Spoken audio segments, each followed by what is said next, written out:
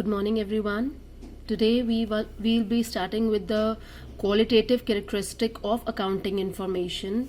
So we are already aware that in accountancy we record all the transactions which are financial in nature, but we also need to understand that we are preparing our accounts for the purpose of communicating it to the parties interested. So this qualitative characteristic of accounting information is going to focus on the same, that is, whatever accounting information that we are feeding in our book of accounts, which comprises of journal, ledger, trial balance and final accounts, which is very commonly known as financial statement also, which include trading account, profit and loss account and balance sheet. It becomes very important that when we communicate that financial statement to the parties interested who are going to take their decisions based on that information, that data which we are providing to them should be meaningful enough so that they should be able to draw the meaningful conclusion out of that financial data that has been provided to them, right? So qualitative characteristic of accounting information is going to deal with the same features that are required to be present for making the financial information more usable, more relevant for the parties. Okay, so let's start with the very first point of characteristic, and which is reliability. Okay, when we say reliability, it means that how much can we rely upon the information that has been provided to us by the accountant who is preparing the financial statement. So it can be considered that whatever information that the accountant is preparing, he is using the source document. That means we have already discussed this, that all the transactions, whenever that they take place and which are monetary in nature, when we use a source document, for example cash memo, which will actually help us in understanding that when has this transaction taken place and with what amount. So based on that source document, the accountant of the organization, he creates the voucher, and based on the voucher, the journal entries are passed in the book of original entry, which is called journal. So, and based on journal, we'll be preparing ledger and trial balance, and then finally our final accounts, right? So whatever data that we are recording in the financial statements, it is important for us to understand that it should completely be free from any kind of personal biasness.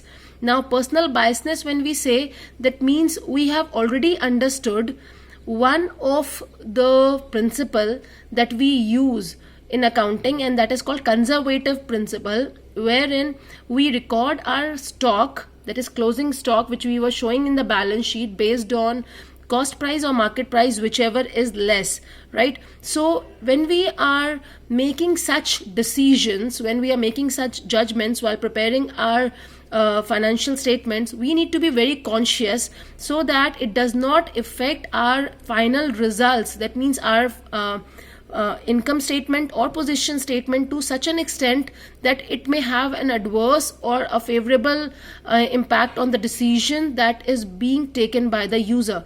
So in short, we can say that the data which we are reflecting in our financial statement, it should be of such a nature that the people who are using it should be able to believe, should be able to rely on the fact that every possible effort has been made to make that financial statement, so that whosoever is going to use it is going to get the result which they are expecting, right? Next point that we have as a qualitative characteristic is relevance. Now when we say relevance, so relevance completely means with what kind of information am I trying to derive using that financial statement. So basically anybody who is using the financial statement should be relevant to serve the purpose which they are trying to fulfill, right? That means the financial statement should not only disclose the information which are required as per the law, that means which has been disclosed as per the statutory requirement, but it should also have the information which is required by the people, by the parties interested in such information. That means all such information which is required by the people interested in financial statement information, that they should be needing, or they would be needing that information to take their respective decision, it should clarify, or it should consist all that information or all that related information in its financial statement. However, it does not mean that by relevance that we will be writing each and every transaction detail, no matter how minor it could be, but it only means that everything which is relevant for a user and everything which a user might be interested in knowing should get disclosed in the financial statement. So this was our second point of characteristic. Now the third point of characteristic is understandability. Understandability means that when we are making our financial statement, we prepare it based on the understanding of the accountant, right? And the user to whom we are communicating it should be able to understand it in a similar sense in which it has been prepared, right? So basically, the financial statement that we are preparing should ensure that whatever intention or whatever information is getting disclosed through the financial statement, it should convey the same meaning to the parties interested. So basically, in all the 4 points that we are discussing right now, we are only focusing upon the end users. The basic purpose of making the accounts is to communicate the information to the parties interested. Now, everything that we are conveying, if it is not being assumed or if it is not being understood by the users in the similar manner, in the similar sense, then our purpose of communication is getting defeated, right? So it is very important that it should help all the users for taking their relevant or respective decisions. Then the last point that we are going to cover today in the qualitative characteristics of financial information, and that is comparability. Okay, so we have already covered this point number of times, that all the financial information that we are recording and we are presenting it through the financial statement is actually going to be used for making intra-firm and inter-firm comparison. So intra-firm comparison, we are already aware that we will be comparing our results of current year with the results of the previous year. So till the time the financial information is not actually reflecting the results in such a manner that we can convey it to the parties interested and they would be able to understand the results without I'll say any kind of change in the practices or any kind of change in the policies, till that time our purpose is getting fulfilled, right? So it is very important for us to know that it is the duty of the accountant to ensure that whatever methods or whatever practices that they are using for preparing the account, it should not change year after year. And secondly, it will help us in doing the intra-firm comparison of the result. That means the result of current year can be compared with the result of the previous years. Similarly, the financial statement should be prepared in such a way that it should also allow us to make an inter-firm comparison. And by inter-firm comparison, we mean that the firms which are operating in the same field can confirm and can compare our results with their results for the years, for the current year or maybe for the previous years. And because of that comparison, we would be able to make our policies and practices more relevant by finding out the loopholes and taking remedial measures, right? So these are the 4 points which we have just discussed. I would suggest you to please go through it, read it from the notes, and also listen to the recording that I'm sending you right now. And if there are any doubts regarding it, you can message me the same. I'll be clearing your doubt.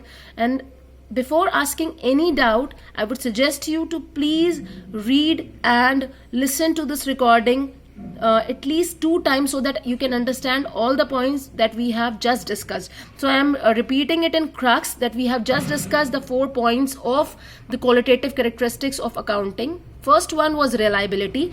So reliability would mean that the parties for whom we are preparing this financial statement should be able to rely on the information that is being provided to them, so that their decisions which they are going to take is going to fetch them the results which they are expecting.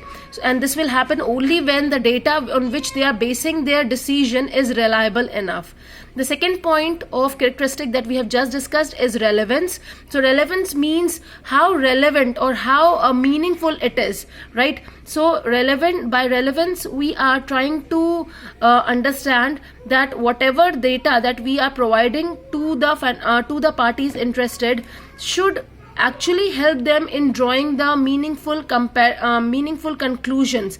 So by meaningful conclusion we mean that it should not only declare all those information which is only required statutorily, but it should also declare all that information which is actually going to be used by the users for taking their respective decision. That means a book of account will be considered relevant for the parties interested only when it is actually disclosing all the information which is required and be used by the parties interested. Then the next point which we have just discussed is understandability, and the last point was comparability. So understandability basically focuses on that whatever point of view with which the data has been created, the accounts has been created, it should be understood and it should be assumed in the similar manner, because only then we will be moving towards taking the right decision by basing our decision based on the financial information that has been provided to us.